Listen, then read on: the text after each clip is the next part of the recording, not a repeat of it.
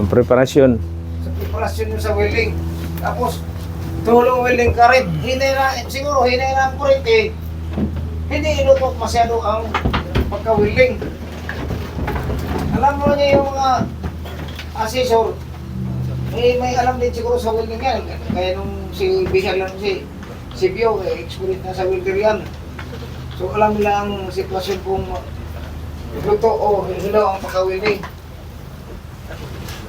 At saka itong to slow travel, mahina ang karamihan dito. Pag sobrang hina at saka sobrang bilis, lalo sa imong welding, hindi maayos.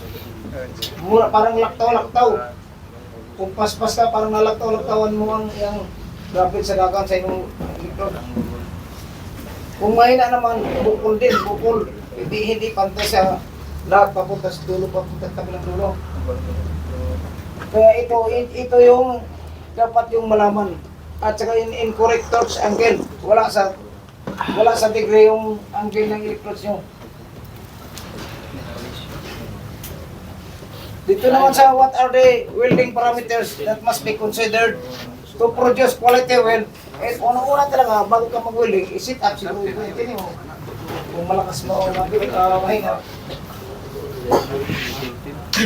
Kasi sa ibang test sa akong nakuhan sa pag-test ko, mayroon siyang magtisan yung plate ba na bago ka mag-start dito sa plate mo i-testing ang.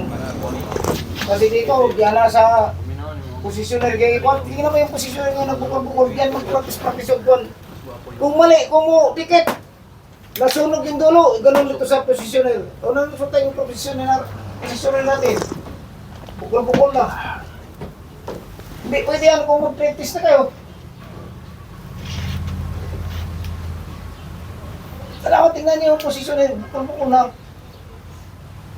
Eh wala din, maganda yung ganun kung, ibig sabihin pagdating doon sa kiyaning, magandang kuwan doon, ganun ulit ang gagawin nyo. Eh di pwede yan.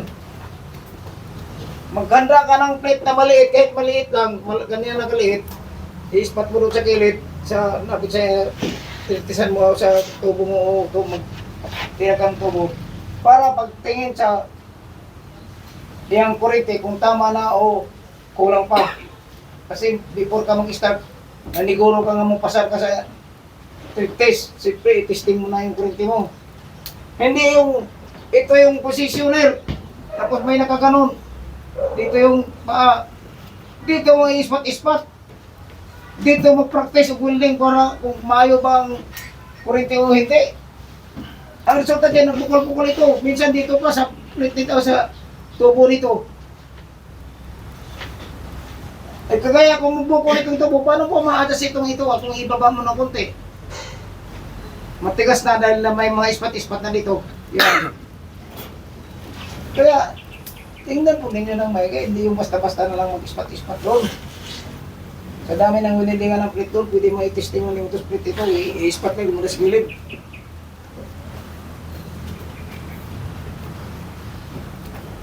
Tsaka yung electrodes. Sa dami ng electrodes natin na naubos, ganyan ang kahaba ng electrodes. Ganyan pa kaiksi. Yan na kaiksi ang electrodes. Putol na. Tapos itapon na kagad. Dapat yan ng electrodes. Yan.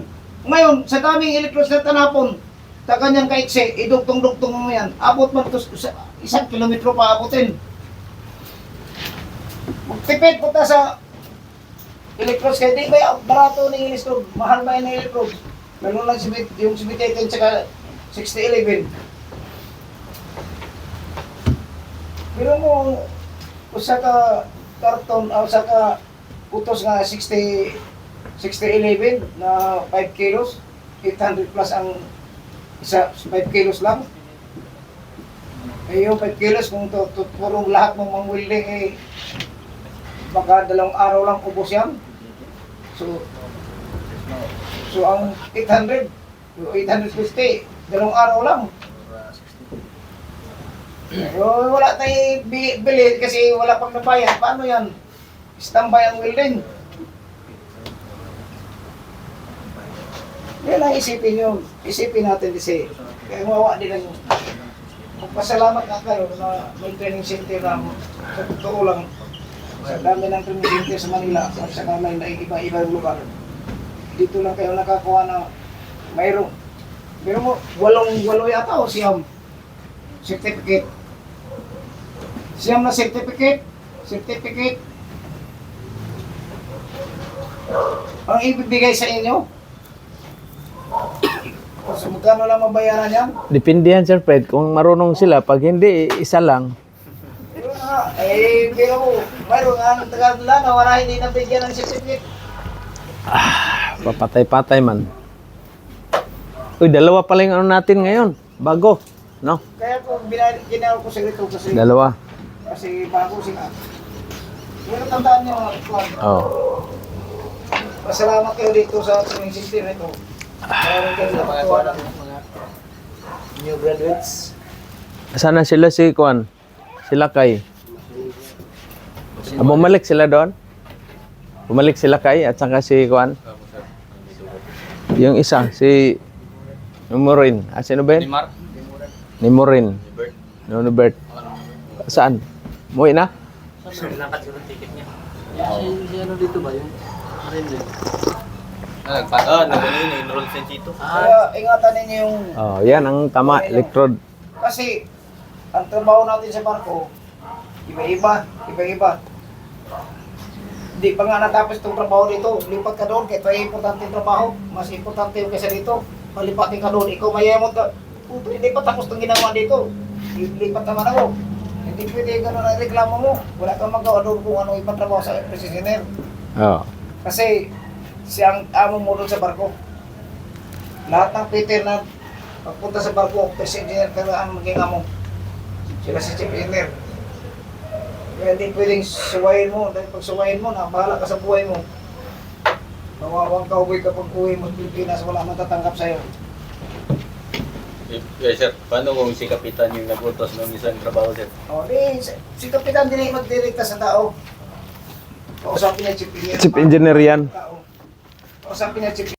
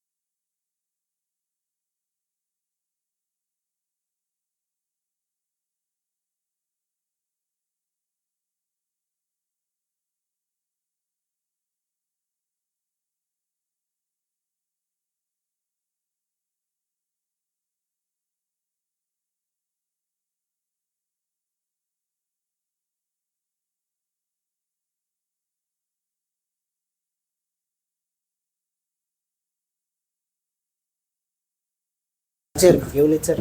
Marinig. Ibig dyan. Yan. Ako si Amer Mercades, taga Leyte, 42 years old. Shout out mo muna yung family mo doon, sir, sa ano? Sa ano, shoutout ko lang yung nanay at tatay ko, mga anak ko sa Leyte. Ilan ba kayo magkapatid, sir? Ano lang sir, dalawa na lang sir. Dalawa. Apo. Lalaki yung isa mong kapatid. No? Babae po sir. Ikaw na lang isa magsiman talaga. Oo. So sa yung anak mo, ilang taon na ba sila? May college na ako sir, 19 na isa. Alam nila yung YouTube natin, di? Hindi mo sir, hindi, Facebook, wala rin. hindi rin mo sir. Hindi Hindi ko po na ano sir. Ibigay mo sa kanila. Apa, sir? I-shout out mo. Shout out mo para at least ano. Yung mga anak ko, binabati ko yung mga, shoutout ko yung mga anak ko Saan ba sila nag-aral ngayon, sir? sa Leyte sir. Liti. Apo. Ito, Liti ito eh. Asawa ko lang. Asawa. Sino ba? Mayroon pa isang taga Liti dito. Duyo. Chief engineer natin. So, yun yun. Paano kayo na ano, kasama kayo ni Utol sa barko? Siya ang Opo sir, nakasama ko po si Pablo sa barko nung nakaraan, ano sir. Bumaba kami nung February kasi sir eh. Nung February lang. Utol doon, ayos bang hinang doon? Para bang bahay na putyo kanya hinang? Okay lang po sir. Okay naman sir. Okay ba yun? No, kasi minsan bumababa ako doon sa makina sir kasi nag-aral-aral ako sa mga makina ba. Oo. Nagtingin-tingin ako doon. Tapos, Kita mo siya doon, tago na tago lang. no, hindi sir. Tago lang yata yun. Nagtatrabaho naman sir. Ha? Nagtatrabaho. Ayos ba? Tinitingnan ko rin kasi sa sir kung paano yung mga Diskarte talaga. diskarte niya doon. Yung kanaingan nyo. Tinitingnan ko. Ang bala ko talaga sir mag-oiler. Oh. Kaya lang kinausap ako ni Pablo. Sabi sa akin ni Pablo, huwag ka nang mag-oiler, mag-Peter ka na lang kasi. Marin ka ba? Marin? Hindi sir wala naman akong Hindi ka pwede Kaya nga, sir. basta. Kasi Kaya- karamihan ng oiler wiper, mga marine engineer yan. Mm. Kasi kabisado nila yung mga operation sa makina. Tapos yun sir, kinausap niya ako na mag-Peter ka na lang kasi hindi ka naman nakapag 4 years. Tsaka marin, sabi niya sa akin ganun. Kaya na lang ako sir, sabi ko, sige sir, tignan ko. Decide ka na masunog ang mukha. Yes sir. Dati naman ang sunog sir. Dati na masunog. Tayo dito. Oh, so naman sila, iba-ibang lugar. Malalayo eh. Sir. So Liti, ano ba yun? Anong lugar sa Liti? Sa Lapas. Lapas. sir. So shout out sa inyo dyan, Liti. Sa mga taga Lapas sir. Kilala mo ba si ex ko doon? Sino sir? Lucy Torres? Ay sir, sa urmo ko yun sir eh. Or mo pa yun? Oh my God. Sige, welcome. Thank you sir. Welcome, Amer, no? Amer. Welcome sa family millionaires sa Seaman. Millionaires Builder. Okay, so meron tayong isa naman. Magandang umaga sa inyo lahat. Ako po si John Rodeo, taga Davao, 24 years old. Sir. Anong tapos? Second year, sir, mechanical engineering. Uy, Kanyar, mechanical Pero- engineer. Ito, ano mo to? Mechanical to eh. Mechanical. Oo. Kaya tinatawanan lang nga yung makina natin dyan na malaki. So, paano ka nakapag-desisyon? Sino naging kanyo? Sir, paano ko talaga mag-Korean tapos ninganyo ako ng papa ko. Ay, yung papa mo. Mm. Na, kasi Peter. Peter man siya, di ba? So, ilang months lang ang ano niya? Ang bakasyon, 3 months lang yan, no? No, 3 sir. 2 months, pero paldo-paldo naman. Paldo. Kasi nasa ano siya ngayon, tanker. Tanker ba yun? O tanker nga. May asawa na o binata? Binata, sir. Binata. Okay, so welcome aboard. Anong pangalan, nickname mo? John, sir. John. Welcome, John. Mayroon pang John dito na ano. Tara na, John. Ito, yung John. Kayo. binata din yan. 6 boy yan eh.